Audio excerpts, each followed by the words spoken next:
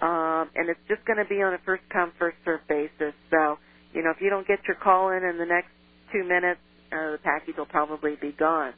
The second package, these are all Mint State 62 coins. 6220 Liberty, there's 3 of those. A 62 Saint, 1 of those. A 62 5 Liberty, 1 of those.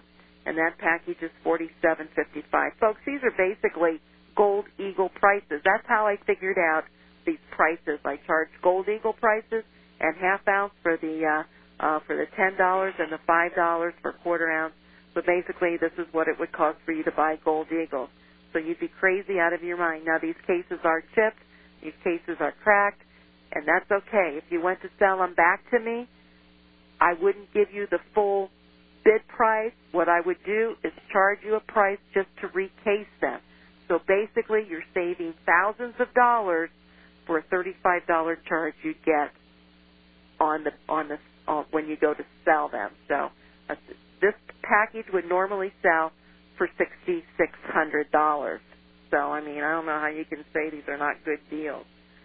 The next package are 63 Saints. I have 2 of those. The total price would be $21.90. The third package is 1 coin, a Mint State 65 $20 Saint, $1,800. The normal price would be $22. And I have a 64 $10 Indian. The normal price would be $2,400. The sale price today is $2,000. So that has a $400 savings. The 65 Saint has a $400 savings. So, folks, give us a call at 800-375-4188.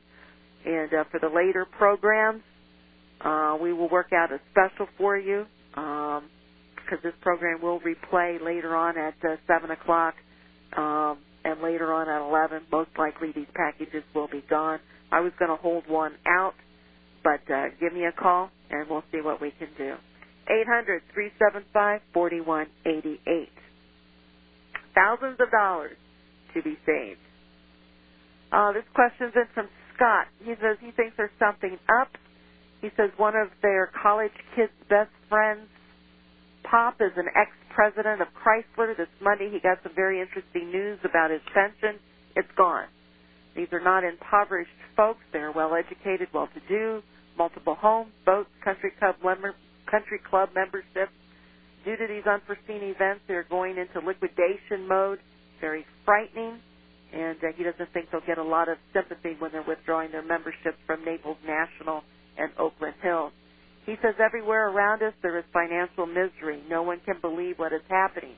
One of their other friends, a big-time ad agency in Troy, Michigan, he just held an estate sale on all their worldly possessions. They're walking away from their $1.3 million home in Birmingham, Michigan, and leaving town to move into the sister's house in Tennessee. He says it's obvious here in Metro Detroit that the you-know-what is hitting the fan. Sounds the same for California. He says the only problem is shiny new cars abound, restaurants are full, Costco's parking lot is jammed. How do you reconcile the survival mode plan with this? When you're talking about water filters, free-dried food, and etc. He says, here's the question. How is it possible to really believe that there will be no food on the shelf?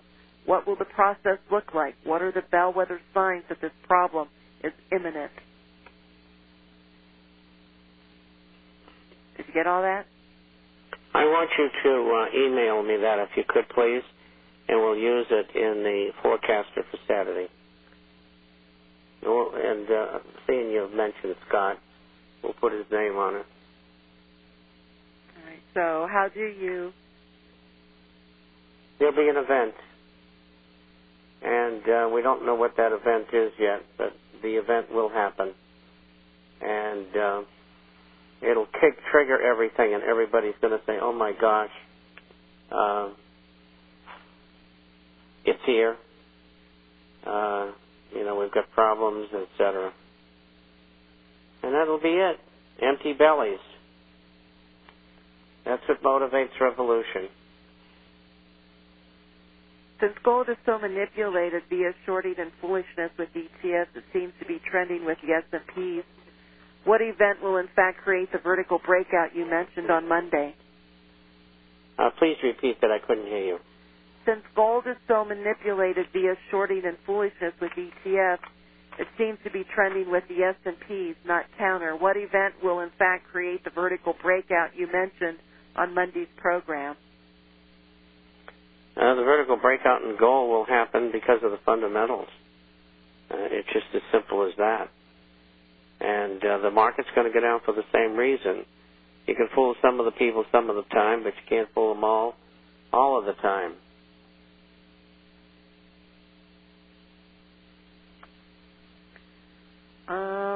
Let's see. Oh, I've got Scott's letter right here. It just arrived. All right. It'll take them longer to get here.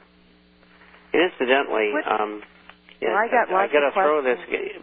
I know you do, but this will only take a second. Here are the closes.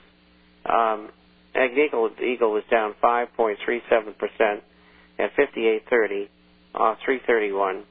GG was up 6.20%, down 241 at 36.49. Silver Standard was down 6.61% off 163 at 23.04, and Mindfinders was down 6.80% at 864, down 63 cents. So they get banged around pretty good today.